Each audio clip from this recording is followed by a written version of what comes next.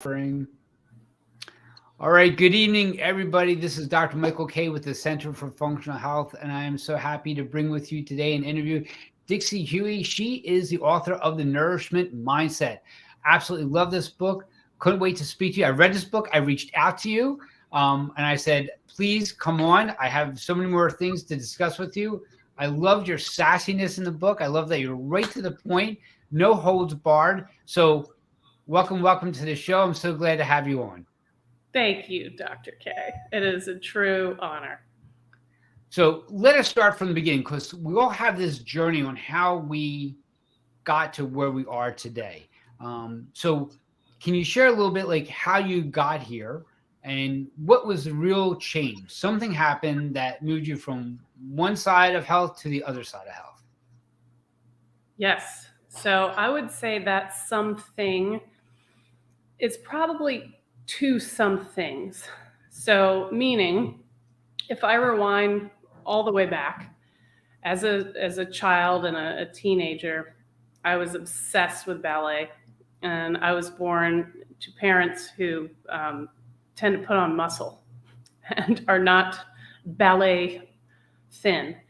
So this for me, because I'm so determined and because I had such a passion for dance, that's what I wanted to be, a prima ballerina. And it didn't really help to say, well, dear, you don't really have the genetics. I was so determined, I made the genetics, which unfortunately, joking aside, means severe eating disorder territory.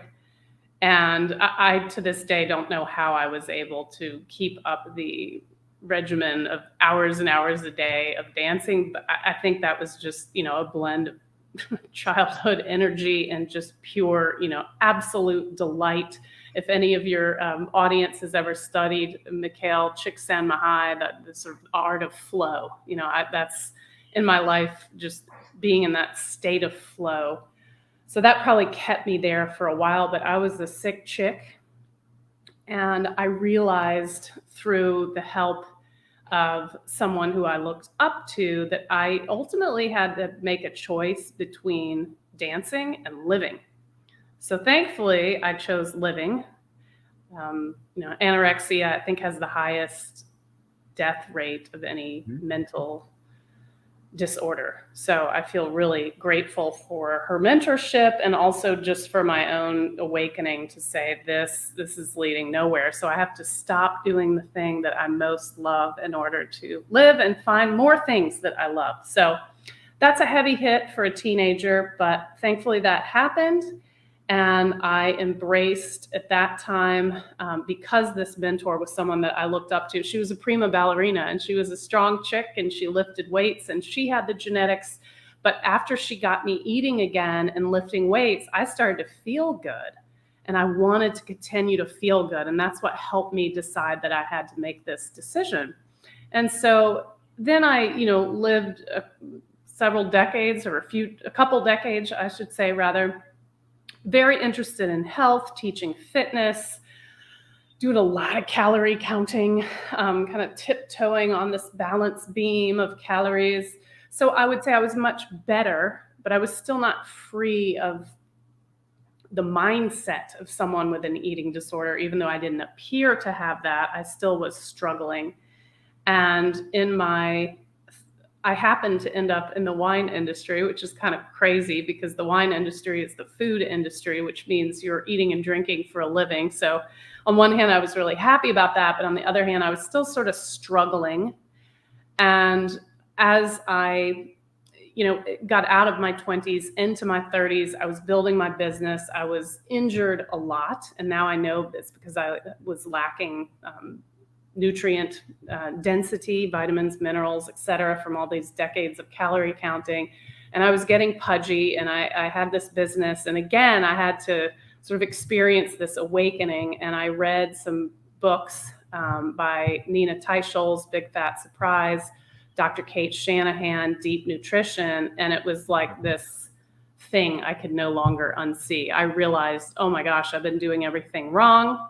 I may look okay on the outside, but I'm malnourished on the inside. And this is why I'm injured all the time. And this is why I can't run, which makes me mentally a little bit crazy because exercise is one of my outlets. So that was that number 2. So I mentioned the number 1, the number 2, and the number 2 was so profound for me that after I healed myself, I decided that I had to give up my 20-year career in the wine and food industry, go back to school again, and become a health coach. So that's how I got to where I am now. A lot of failing, a lot of trial and error.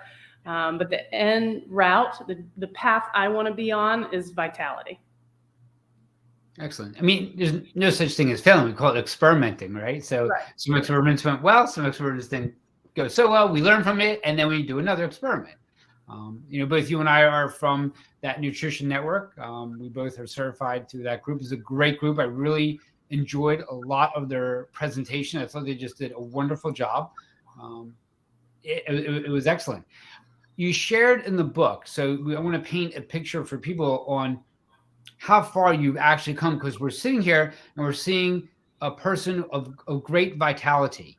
But you shared something in the book about how many laxatives at one time you were taking. Do you want to share that number? I do.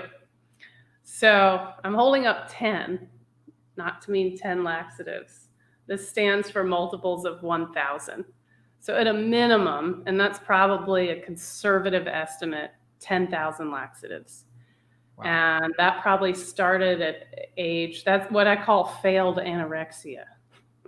I just couldn't keep starving myself. So I started binging. Now I know why, brain chemistry.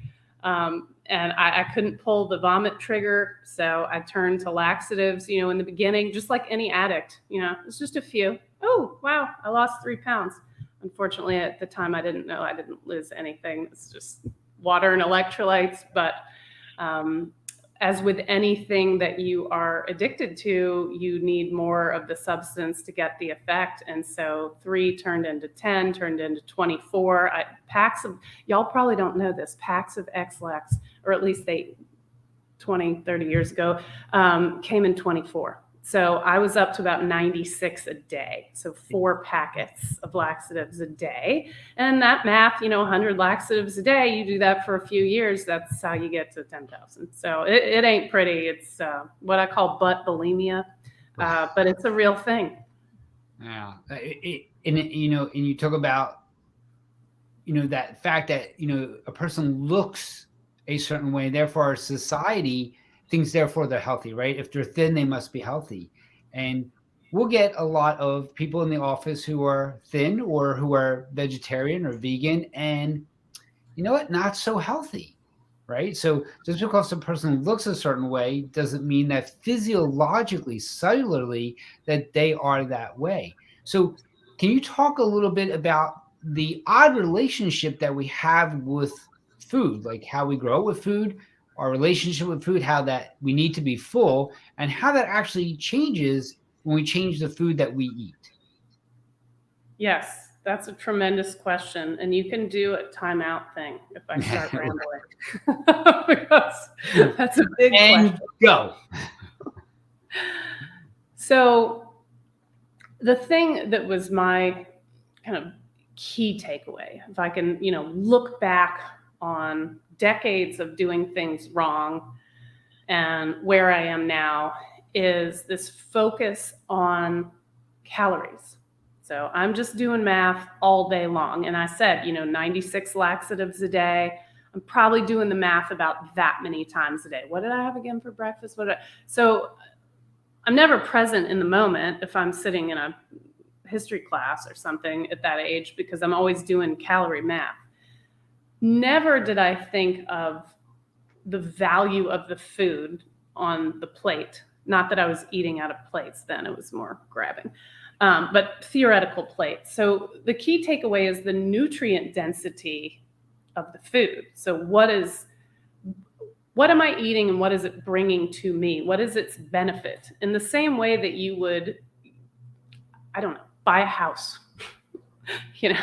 Does this house fit my needs? Is this the correct investment for me? I had never been taught to think of eating that way. It was just calories. So therefore, jelly beans and an apple, 100 calories, same thing, right? Or jelly beans and steak. Right. Same thing. And so that's the big one for me. I mean, that's the heart of the nourishment mindset, is this new lens, not of calories, but of nutrient density, because that changes everything from a brain level. Because as a chica with an eating disorder, I just thought, well, I'm not starving myself enough and I lack self-control, therefore I binge and I just need to try harder. It never occurred to me that, well, maybe this cycle, this perpetual cycle, can be broken by actually nourishing myself, calming the brain, and not being nutrient deficient. And then maybe the cravings aren't there. The desire to binge isn't there. So it's not an issue of I'm a bad person and I lack control. It's that my brain needs nourishment. So how do you feel about the word willpower then? Willpower is fascinating, right? The word willpower, that is not my favorite word. I'll be honest. I like determination as a word. It's not, we still have to have a framework, a health framework that, it's going to be different for each person, but what is going to set the path for achieving whatever it is we're looking to achieve or whatever lifestyle we're looking to have. And I say framework because, again, it's not this balance beam of calorie tightrope type style, but it's just, here are the things that I do for my health. Willpower to me sounds like a fight. I'm gonna have the willpower. I don't want to eat that dessert, or, versus, I always say the best defense is a great offense. So if someone's dealing with cravings for foods that are not helpful to their health journey, my first question is, well, are you nourished when you have those cravings? Is it an emotional craving, or perhaps, and in a lot of cases, it's a physiological craving because someone has been restricting. And therefore, the brain is firing off ghrelin, to name one, to saying, grr, eat. So how do you compete with your brain? Willpower against my brain's going to win. Right. I mean, I think there's a myriad of factors. I know when we start out with our patients, because we help them to create that nutritional protocol, I know I'm a little bit in trouble when they go, well, do I get a snack? Right. So when that's the first question, and, but that's a process that's been taught to us. You talk about the framework actually starts when we're in kindergarten, and there's time where we get a snack. And as when we get home from school, there's the after school snack. And at nighttime, there is another snack before we go to bed. So that's the framework that many of us grow up in. And that's kind of hard to break because that is a habit, so I can see the frustration on both the patient's side and then the practitioner side, right? So you try to work around, like, okay, when you want the snack, are you truly hungry? Are you just tired? Are you procrastinating? Are you stressed? It can be hormonal driven. It's neurotransmitter driven. There's so many factors into, I just want a snack. And then we talk about the framework, but the framework, we need information, and the information that we get from the internet, and then sometimes you get information from your doctor, depending on who you go to, the information differs all the time. That's why I think in nutrition, there's a nuance and there's a baseline, and you write in your book that, we know more now than ever before, yet we are more metabolically challenged than ever before. And 20% of our children are obese. So can you talk about, like, why you think our children are obese? Is it what they're eating in school? I think that's one factor. Home, another factor. Yes. So before I answer that, I would like to say that a word that I like even less than willpower is snack. You get a lot.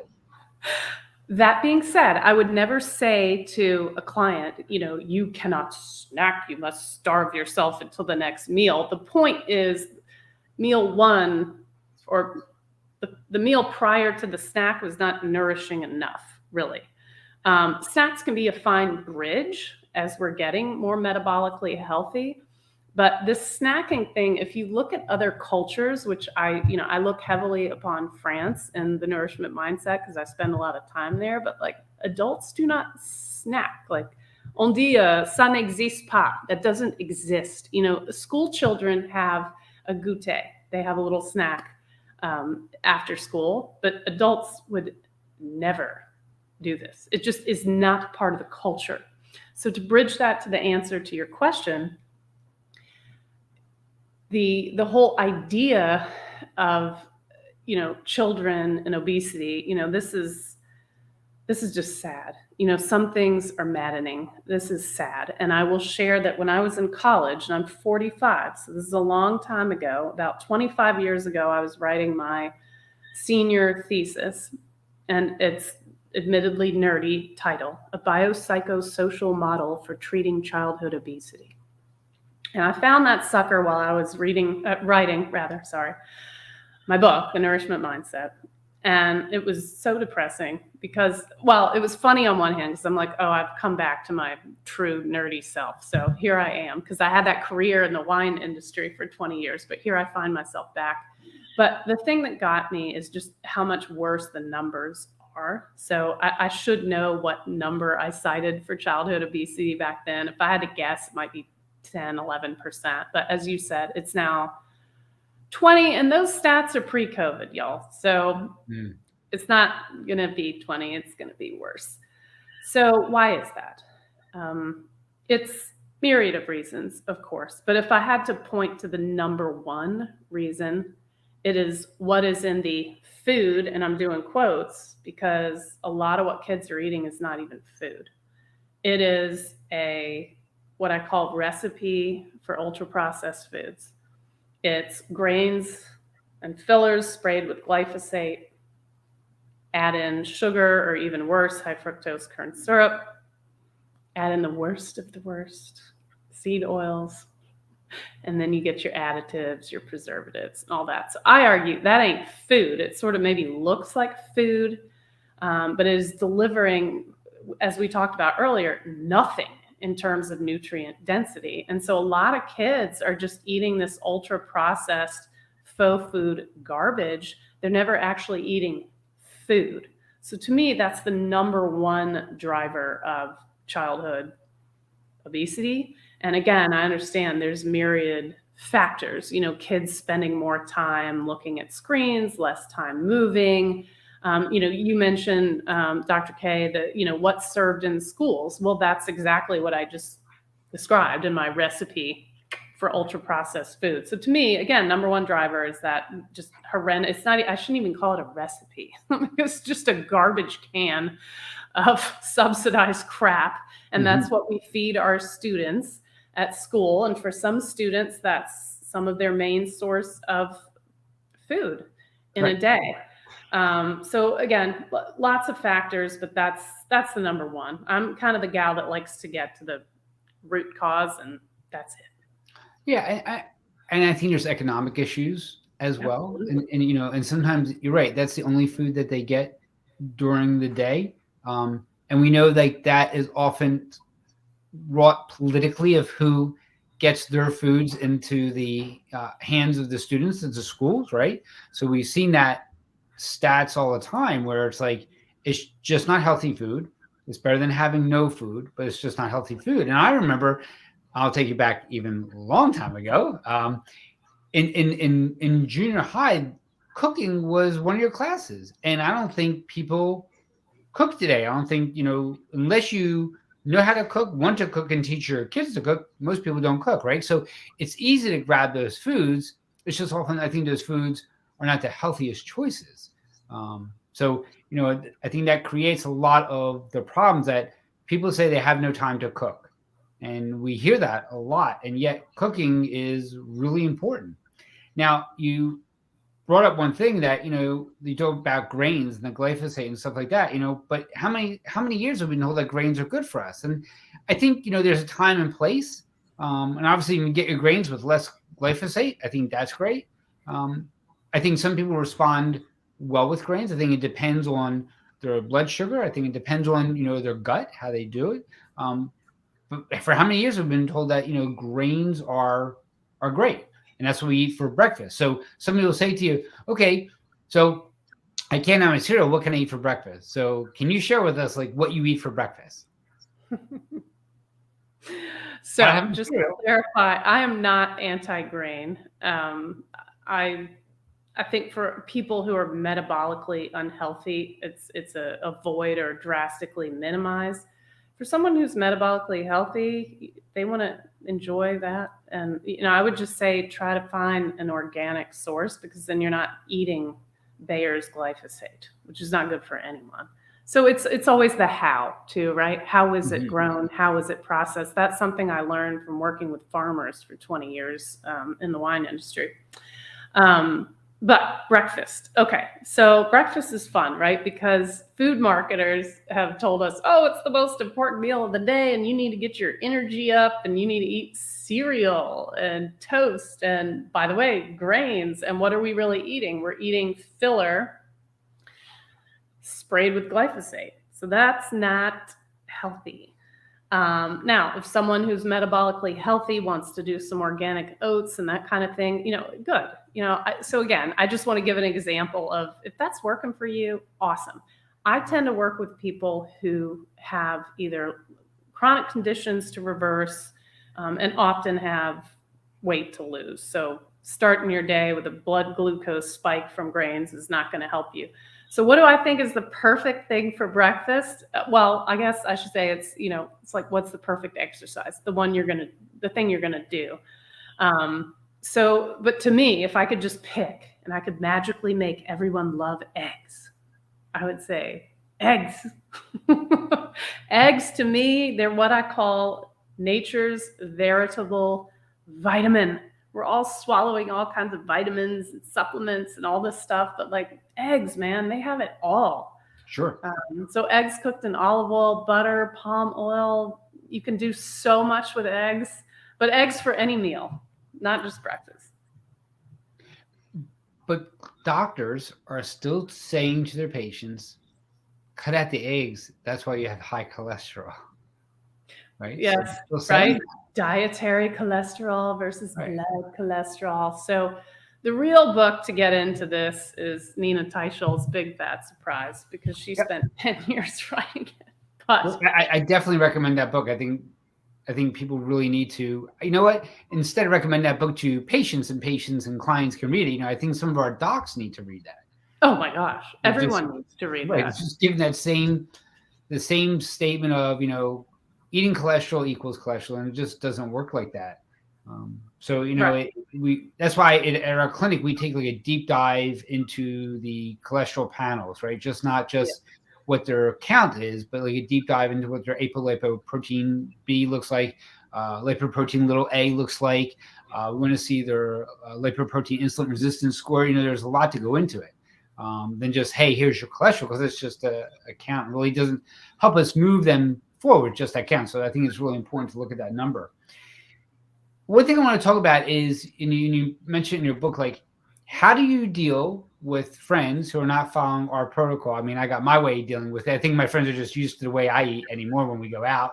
But going out's hard, and people want to eat whatever they want when they go out. So how do you share with your clients, like, hey, you've been doing well, you're going to go out, what are you going to do? Right. So it's always, going out is a celebration. It's a tradition. It should be fun.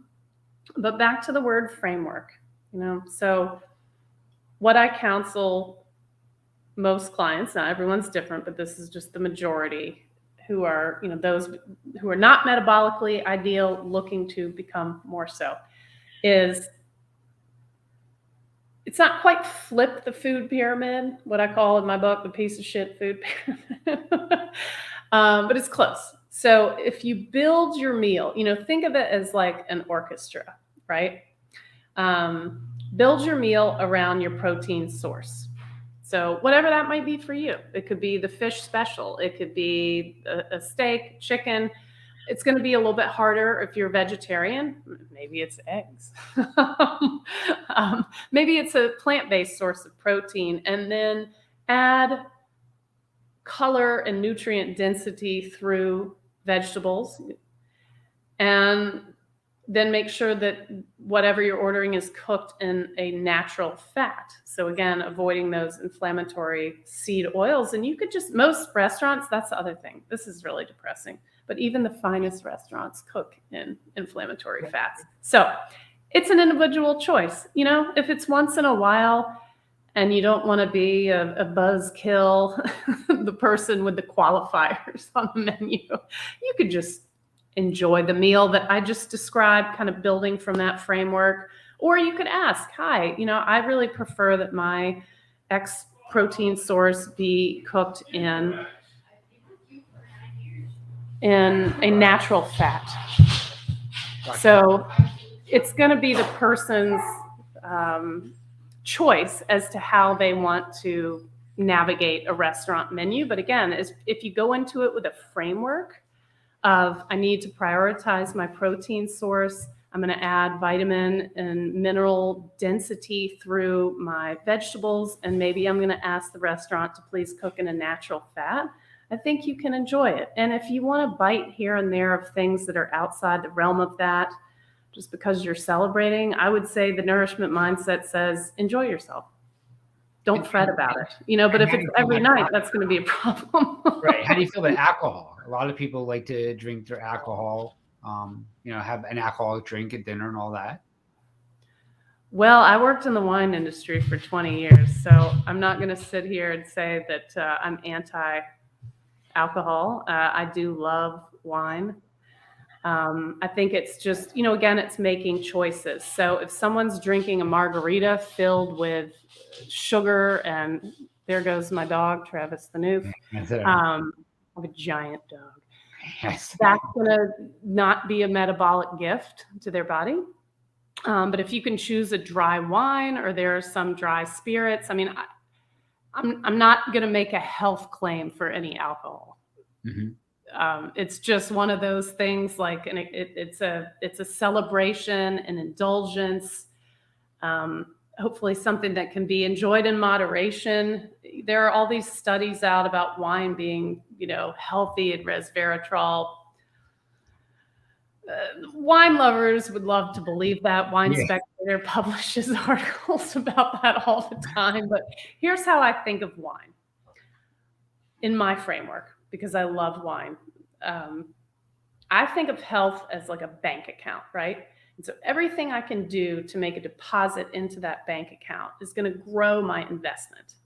And that's what I want to focus on, whether it's, you know, a mindful morning, nourishing food, exercise, sunlight, joyous hobbies, whatever it is. I put my wine in the withdrawal category. So I'm making a mindful withdrawal. And that means that maybe I can't make other mindful withdrawals, because perhaps that's my sort of focused withdrawal, and just try to balance that and have way more investments than withdrawals. If that makes sense. Yeah, no, that's great. And you mentioned a few times about oils. So can we talk a little bit about oils and kind of give people the framework of what oils are good and what oils are not good, and sometimes what's the best they can do and how they know they're getting good? You know, like, I love olive oil, but sometimes even the olive oil we get maybe is not the best olive oil. Yeah, it can be cut. That's the annoying thing about. You're trying to do your best, you know. You really are. It reminds me of all these keto foods. Yeah. You know? Yeah. And I always say to people, if it's got giant KETO on the front label, walk away, because you're just going to be spending more and paying for a lie. If it's got to try too hard, it's just marketing. And I can say that because I was a marketer for 20 years. So back to oils. And this is hopefully an interesting segue. A lot of these inflammatory PUFA, polyunsaturated fatty acid oils, have the American Heart Association little cute little red heart healthy. But that is also food marketing, and that is also BS. And here's why. That little heart means that it lowers, we talked about cholesterol. So it lowers your cholesterol. Okay, but at what price? And should we really even be focused on lowering cholesterol? You know, mother's breast milk is the highest cholesterol food. Mhm. I don't think that Buddha, God, higher power is trying to kill babies by putting cholesterol in breast milk. Obviously, dietary and blood cholesterol, two different things. But there's this whole, I mean, I have a chapter in my book called Cholesterol Paranoia Syndrome. So to me, whenever I see those little heart healthy oils, I walk away. It's like keto bread, walk away. Those oils, it's the how, somewhat of them. It's the what as well. So what I like to offer to people is natural fat. Okay, what is natural fat? This is easily gleaned from nature. So butter is from cream churned. Olive oil, I used to have an olive oil client, you know, you're gently pressing olives. Avocado oil, same thing. These are fatty fruits, olives and avocados. So easy to massage the fat out rather, and have a wonderful product. It's the things like a soybean or a safflower seed, corn, cottonseed. You know, these are seeds. They're not vegetables. You know, rapeseed is canola oil. You know, we have a naming problem with rapeseed, so we're going to call it canola and heart healthy. But all of these oils, so-called, have to go through massive amounts of processing to become an oil. They don't start off that way. They were initially chemical solvents, like for cleaning engines and whatnot. And if anyone, I mean, these companies are proud of their processes. You can go on YouTube and search for how to, you know, create a seed oil or heart healthy oil, and they will show you when this sludge comes out of the first processing, it's black gunk. It looks like what was in my yard after our last hurricane, just muck. You know, and then it's got to be bleached and deodorized and purified and colorized and all of this stuff. So that's not a natural product. And so that's why it's inflammatory. There are many reasons, but this is another one of those, put it in the bucket of ultra super duper processed foods. And this, sure, a tiny amount of polyunsaturated fatty acids is fine in the diet if you look at traditional cultures, but these are making up something like 80% of the American fat consumption, and they're horrible for human health in every way. So that, to me, if your audience wants to do one thing and one thing only, it's avoid this stuff like the plague. It is just, and it's impossible to completely avoid. So you have to have a little bit of self-grace. It's going to creep in, but just don't put it in your house, right? That's your framework. I don't bring that stuff in my house. And so that does mean you need to flip whatever nutrition label over, because a lot of sauces, packaged goods, dressings, all of this stuff, you know, it's better to just whip up your own, or what you said, olive oil. So olive oil, as you mentioned, so I don't forget that piece, you know, can be cut with other oils. We don't have great regulation in terms of that. So you really want to look for, if possible, the extra virgin olive oil, because there are more regulations as to how you have to sort of honor the olive, if you will. And there's a tremendous book, if anyone wants to do a deep dive. It has a saucy name. It's called Extra Virginity. Nice. And it's all about olive oil and its health benefits and all of the food fraud. And, you know, if you're a nerd like me, it's fascinating. I like that. And how do you feel about walnut oil? You know, I know less about walnut oil. How do you feel? I mean, walnut is a fatty nut, so I feel like that's probably on the go list. But what do you think? It's not bad. It just sometimes gives it a different taste. Okay. But it's not a bad oil. It's on the expensive side, but it's not a bad oil. More in a salad dressing, like you said, salad dressings can be very sneaky, right? So unless you're making your own salad dressing, that can be very sneaky. I do like the Primal Kitchen. I think they did a great job. Mark Sisson's, group. I think they did a wonderful job with their dressings. But other than that, I'm very, very careful. I try to stick to some olive oil. Or sometimes it's just just the salad itself, and really not adding much to it. Lemon and vinegar, I mean, just simple, easy stuff is easy. So let's talk about, I know your love or lack thereof for the heart healthy stuff. You had a great chapter, like paragraphs on eggs and how we get duped into what's considered like free range and pasteurized, and the heart healthy label. Can you talk a little bit about one of my favorite foods, which are eggs?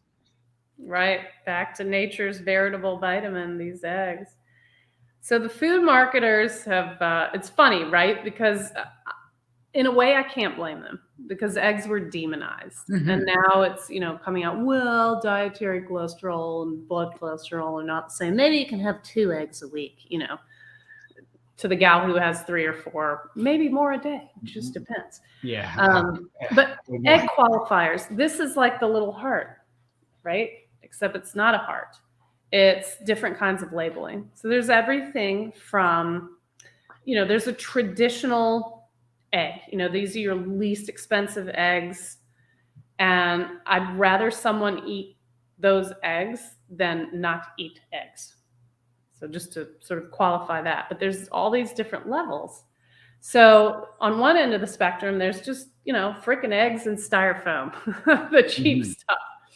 Way out on the other end of the spectrum is what you were talking about, how you went shopping at a farm and got farm fresh eggs. And these are presumably from chickens that are pastured and eating insects and what they're supposed to be eating. And then you have all the stuff in the middle. And so one of my least favorite qualifiers is free range, because this word sounds like the chickens can go hang out where they want to, but it doesn't mean that. It means sometimes the chickens have access to a window, meaning like I have a window right there, but I can't necessarily get out of it. So that's just food marketing BS and lying. So if someone is trying to optimize and has the budget to do so, we're looking for pastured. So the real free range is pastured. But why should we all have to work this hard to like play with words? That's just and I'm not one for like more regulation typically, but I don't like how food marketing companies are so easily able to dupe consumers, because the person buying free range is paying more. And I think most people buying free range think that those chickens are out doing their chicken thing in nature, and they're not. So it's not right, and it shouldn't be that way, but that's the way it is. We just ask people to do an awful lot of extra work to be optimally healthy. And do you prefer brown eggs over white eggs? Does that bother you either way? Personally, no. I think, there's eggs. I mean, it's some like ducks. Some ducks have blue eggs. Yeah, so we like duck eggs, and we get turkey eggs as well. So turkey eggs. Yeah. I was just talking about turkey eggs with someone. I don't think I've ever had one. So tell me. It's great. It's very rich. It's very satiating. It's a bigger egg. It's a different color. It's a little bit higher in cholesterol compared to a chicken egg. But again, for me, it's about eating something that gives me energy. So I get energy and satiety, right? So when you talk about nutrient density, that's what's important to me. So when I eat, I want what I'm eating to provide me energy, because for me, the food is medicine, food is energy. And, that's all calories are. It's just it's a way that we measure energy. Yes, unit of energy. So I say to folks, do you want to take in good energy or poor energy, right? So that's really what it comes down to. You great way to say it. What's that?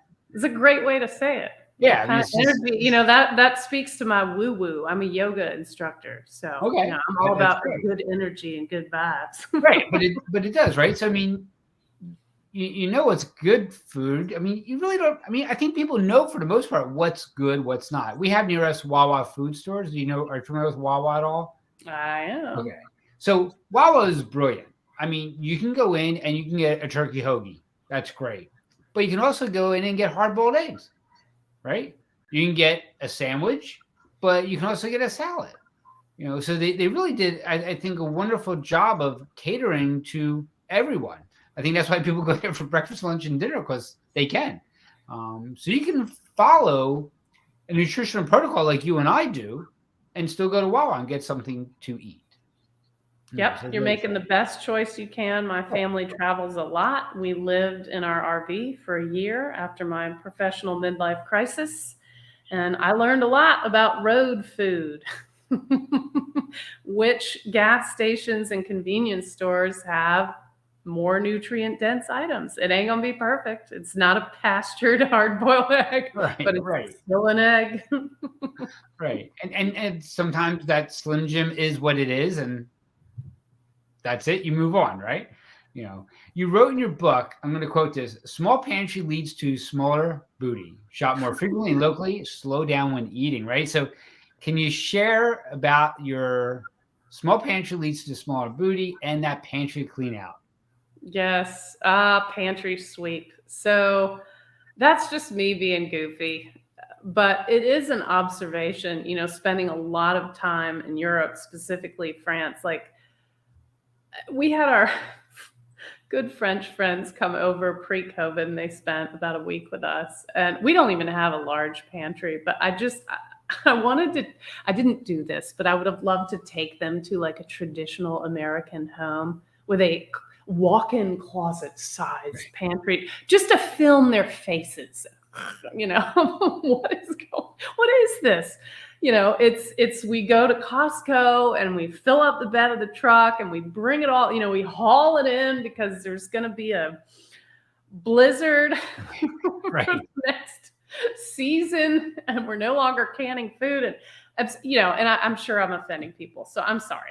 You can pick on me too. I have many, many things, but no, it's just that doesn't exist.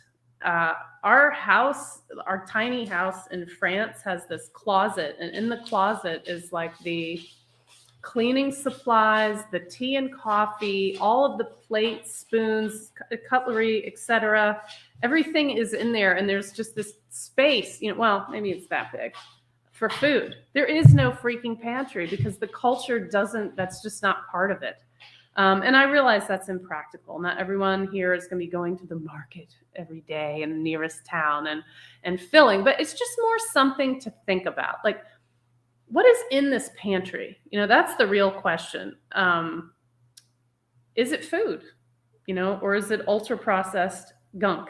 And so that's where the idea of the pantry sweep came in.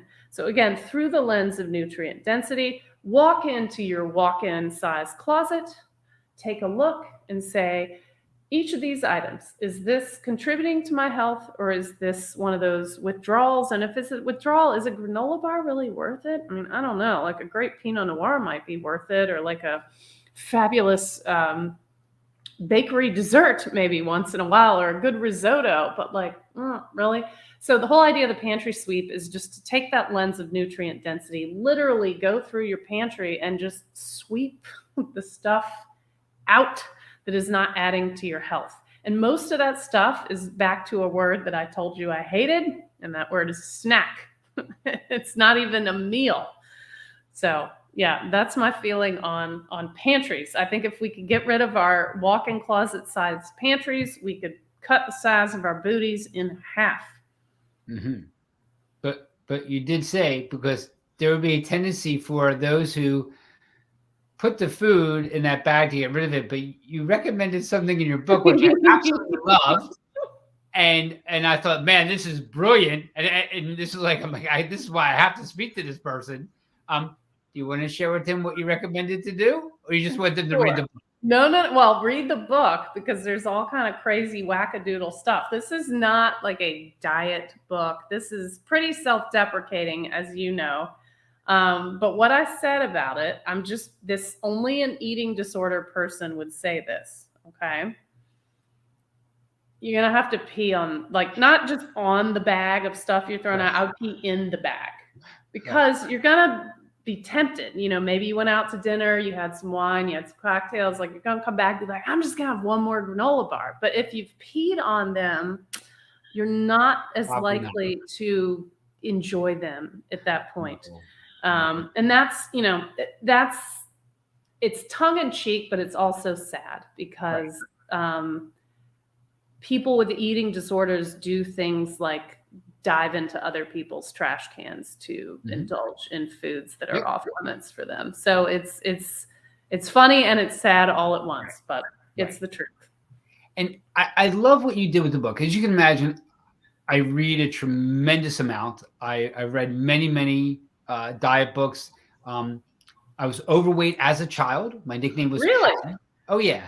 My nickname was Pads. So, when I read your book, I'm like, okay, this is something easy for people to digest. No pun intended, right? Because you get a lot of these diet books, and it's like, okay, now you need to do this, and this, and you need to do this, and it becomes so overwhelming that you're like, you know what?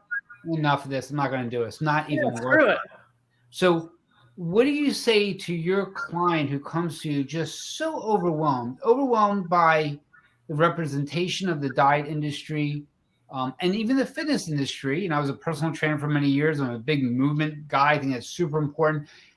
That what they see online, they see the crazy fads on TikTok, they see Instagram. And what do you say to that patient that comes to you that's 20, 30, 40 pounds overweight, has been on several diets before, is just so overwhelmed, it's like, I can't even begin. And unfortunately, a lot of times as females, they are the ones who run the household. So now they got to cook for other people, and you want them to eat a certain way, when in reality, the whole family should be eating a certain way. Yep. So this is life.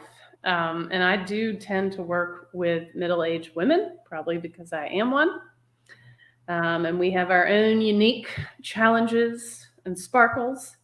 But for any person who comes to me and says, people are coming to me not to, quote, get metabolically healthy from the inside. They're coming because they want to fit into a pair of jeans, or there's a wedding or a reunion or something. And that's fine. Whatever. I mean, that's a fine motivation. But I do try to emphasize metabolic health overall. And so it was something, actually, because you're a Nutrition Network alum also, Dr. Siwez, who happens to be here in Florida, who's a bariatric surgeon, said it in one of our lectures. And it turned my thinking completely upside down. I can never unhear and unsee this knowledge. It was, we don't lose weight to get healthy. We get healthy and then we lose weight. Beautiful. Well, repeat that, okay? Because really, as you know, what is happening is you're healing metabolically on the inside, and then the symptom of the extra weight is slowly alleviated. But that is not what the diet industry sells. And so a lot of my work, my work is three things. One, it's trying to understand the client, where he or she, where are you coming from? What are your motivations? What have you done before? Kind of what's in your head? Who are you now? And then step two is almost unlearning. So all these failed diets and all this shame, we talked about willpower. If I just had more willpower, my life would be better and I would fit into those jeans. It's not willpower, it's nourishment. So kind of unlearning, relearning. And then one of my favorite aspects of what I do is it's kind of like detective work, food detective. So meaning, what are we doing now? What's working? What's not working? And so this is like the MBA in me. I'm looking for levers to pull. So a lot of people, and you mentioned the middle-aged woman, these are in a sandwich, women caring for the older generation, caring for the kids, a lot of them working, like literally pulled in so many different directions. So now I'm looking, of course, at what is being consumed for nourishment. A lot of this group does what I call DWE and drive-by eating. So drive-by eating is just kind of driving by the fridge and just grabbing something, never really sitting at a table. I'm sitting at my dining room table right now, which is why I have a wine fridge behind me. But the other thing, DWE, doing while eating, again, just, taking bits of the kids' lunches, we're packing them, and just never really self-nourishing, but just sort of taking the scraps. So that's a lever. A huge lever, as I'm sure you know, is sleep.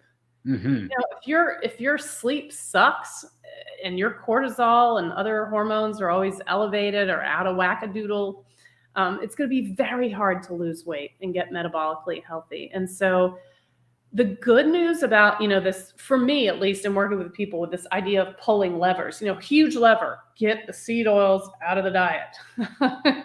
Another lever, focus on nutrient dense foods, but there's also sleep, sunlight. And so I'm trying to meet the person where they are without maybe being overwhelming, but you do occasionally get the client who's doing so many things right.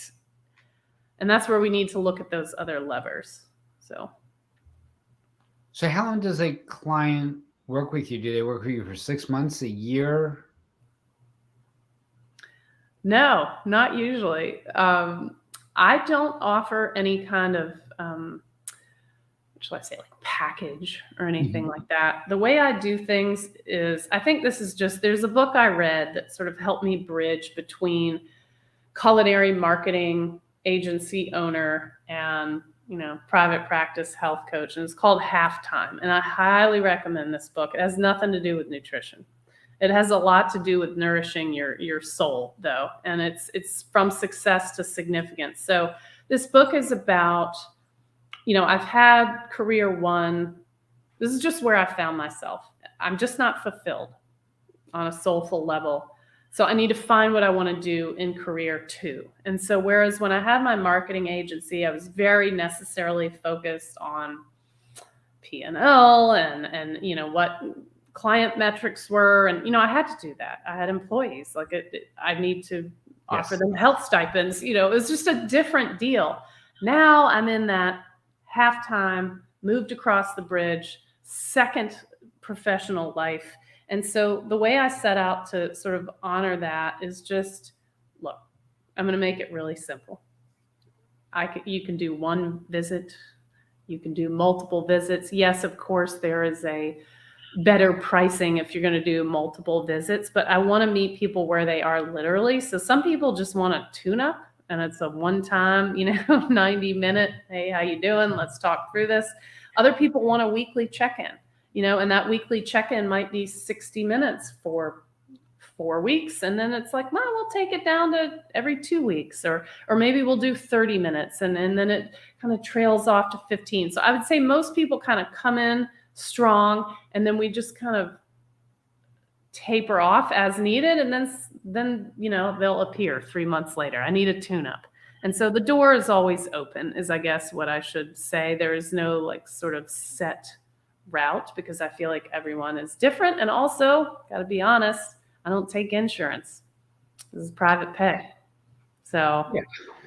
Well, I mean, that's okay. I mean, we do both, right? So the insurance world is a world that can surely beat you up as a practitioner. So I definitely respect that. What do you say to folks who around October, Halloween, moving into Thanksgiving, moving into Christmas and New Year's, and we see a lot of times where our patients, this is where they begin to spiral down. What tools can you share? I mean, we're going into summer, I get that, but what tools can you share? Because that happens quite often. It seems, and your time seems to go by so fast. So we're going to be in September before we know it.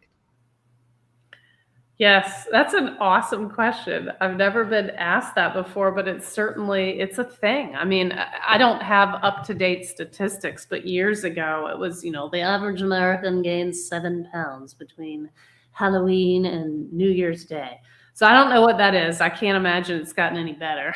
No, it hasn't. So I think for me, and for anyone I'm working with, I always say the best defense is an awesome offense. So a lot of people, most of us have been sort of surrounded by diet culture and calories in, calories out. I'm not saying that calories don't matter at all. They count, but I just prefer not to count them.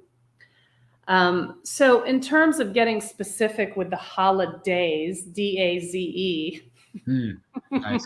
Nicely done. is really that offense. So let's not do what the pattern tends to be, which is I'm going to save room for whatever I'm going out and having fun. So I'm just not going to eat my eggs in the morning. Maybe I'll just nibble on lunch, and then I'm going to save room for whatever's coming at that party.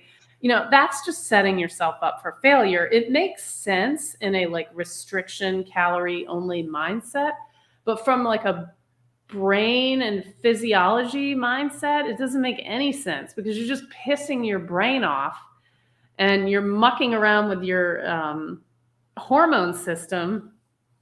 And then you show up at the party and you wonder why you have no willpower. It's because you were mean to yourself. So again, best defense, great offense. So have a really nourished day, and then go to whatever holiday function thing and enjoy a little something, but don't get outside of the framework. Right.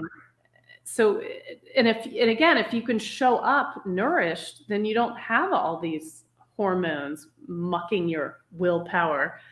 You're just you in a nourished state. And so that's a time of year to mindfully enjoy some things, but it also depends on your social life. So if you're a butterfly and you're going to several events per week, that's different than I'm doing 2 events in the season. So if you're doing several events per week, you might want to think mindfully about, okay, there's all kind of strategies, right? That are not just nourish yourself before, but I'll pick one thing that is not my typical thing to eat, and I'll try it and I'll enjoy it. But it doesn't need to be an entire plate of stuff that is just going to derail your efforts and make it harder to nourish yourself the next day. And then that's the other thing on the flip end of that. So if you have overindulged, some people will then severely restrict the next day. And now you're setting up a cycle and there's always another party and another holiday. And it can be really easy to make that a pattern versus just like, all right, I slipped up at one party, moving on. Maybe I'll have a light first meal, but I'm just going to focus on, again, making those health account deposits. And that was a withdrawal. And we're just going to see it for what it is. Beautiful. And I'd be remiss to not discuss with you your thoughts on exercise, because some people will say, well, since I know I'm going to eat X, I'm going to exercise more. And Weight Watchers had this wonderful thing where, like, the second 20 minutes after you did your first 20 minutes on a treadmill, if you did another 20 minutes, you get to add 3 more points. So people were trying to get, 40 minutes so they can add 6 points, which really doesn't make sense. So there are a lot of people who will exercise because they know they're going to go eat something instead. So, and people often exercise too much or not exercising correctly. So what are your thoughts on exercise? Right. Well, I am a fitness instructor, not just a yoga instructor. And I would like to say that exercise is a poor way to lose weight. Mm-hmm. That sounds like a crazy person because the fitness industry is selling burn those calories. I still hear fellow fitness instructors say, we're going to burn a lot of calories today. And that just creates that math, that, what I described for me, which became an obsession, just all day long, calories in, calories out math. So, to me, I'll give you a more concrete example. For a while, when I lived in San Francisco in my 20s, I coached a triathlon team. And this was through Leukemia and Lymphoma Society, wonderful organization. And I saw triathletes gain weight. And how do you gain weight training for a triathlon? Well, you eat too damn much. Right.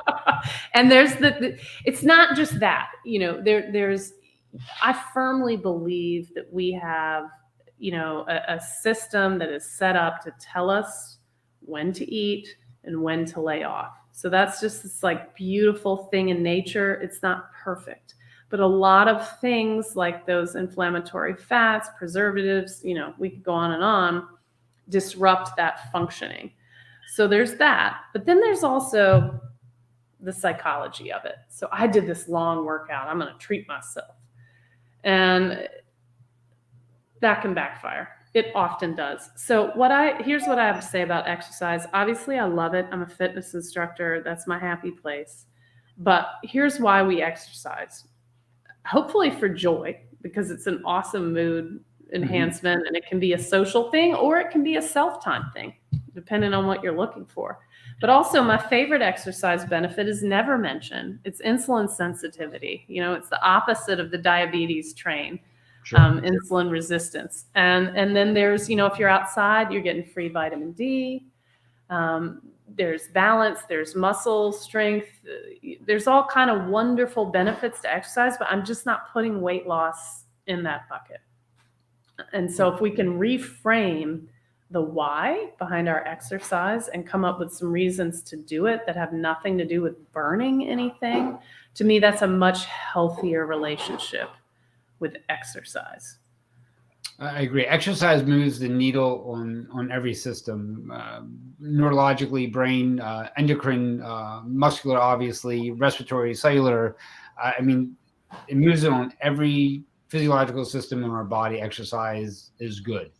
Now, obviously, the ultra exercising that we see now, there's some articles coming out now talking about that you can get AFib is big. We see the damage that's done to the joints, the knees, the lumbar spine, the hips, the ankles. The endothelial demand is just so grand on those people who exercise for long. I think it's something that's absolutely beautiful, but needs to be done right. And I think that's why I think the investment in spending time with somebody to teach you how to exercise and what to do is important. And also, as our bodies change, so does our demands for exercise, right? So that also has to change, right? So what we did in our 20s, we can't do in our 40s, and how we train in our 50s, you're training for a different physiological system. So all that plays a fantastic role. So we covered a lot tonight. And again, your book was absolutely fantastic. So can you hold up your book? I have my copy here. You can hold up your copy. Okay. And tell everybody where we can get that book. Excellent. Thank you. So there's two places to get this book. Amazon, if y'all have ever heard of that. Amazon will get it to you real quick for $19.95 for the paperback copy. There's also a Kindle copy. The other place to get it is on my website, my private practice site. And I can compete with Amazon on price. So I cannot compete with them on shipping speed, but what I can offer is a signed copy. So if you are, just giving a gift to yourself, or if you want to give a gift to a friend, the gift of nourishment, I'm happy to write a custom message or just simply give a signature. And that's a hand-packed, made with love item dropped off at the post office by yours truly. So those are the two ways, Amazon and favoritefat.com. Okay. And that's a great way to get in touch with you is favoritefat.com. So if a client wants to work with you, can they go on favoritefat.com and either make a discovery call with you or fill out a form or something like that? Oh, absolutely. I'm pretty laid back, as I hope I have indicated in my sassy writing style. Yeah. I call it straight talk if I'm marketing. And it was great. It was great. I really enjoyed it. And again, I think it's something that anybody can read and start the process now without feeling overwhelmed. And that's what's really important, right? Good. Yeah, because it's incremental steps. It's not perfection in a day. I'm not perfect. Oh my gosh, are we kidding? I love it when I get that question. So what is every day? Just like this? Yes, every day. I did a podcast on that recently. Yes, every day I wake up and everything's perfect and I have my routines and nothing ever strays and, no, BS. Right. So the best way to get in touch with me is favoritefat.com. There people can see links to everything. If you're an Instagrammer, it's there. If you're a LinkedIner, it's there. I have my email. I even put my phone number. Please don't spam call me. I put it all out there. I want to help as many people as I can. And I do have a complimentary 15, 20 minute, just as you said, discovery call, because that's the other thing. If I'm not a fit for someone, because again, I don't take insurance, it's just private pay. I certainly don't want someone to have to feel like they're handcuffed to me. I'm either a fit or I'm not. And if I'm helping you, great, then you're happy to pay and tell your friends. And if it's not a good fit, then that's okay. I wish you the best. And I even can recommend other people who might be a better fit for someone. For example, full disclosure, I'm not someone to hire if you're a vegan. I don't have any expertise in that. I will disclose that I don't think that's a healthy way of eating. So I'm not your gal, but there are other gals and guys who can help you with that. And that's great. Right. I agree with you.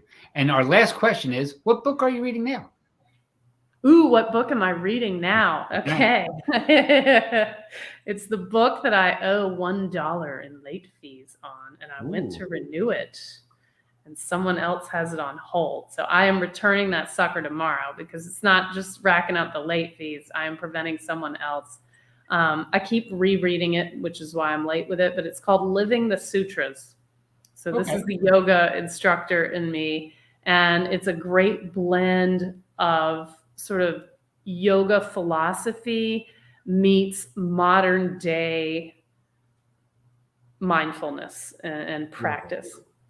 And I love this book. And if I finish it tonight, great, but I'm turning it in tomorrow. I've learned a lot from it, not just from a day-to-day mindful living, but also how to be a better yoga instructor. And it's this cute little, it shouldn't have taken me this long to read. It's not even that tall. It's not that thick, but it's just, you got to reread the sections to really let it sink in. So I probably just need to go on Amazon and buy it, right? There you go.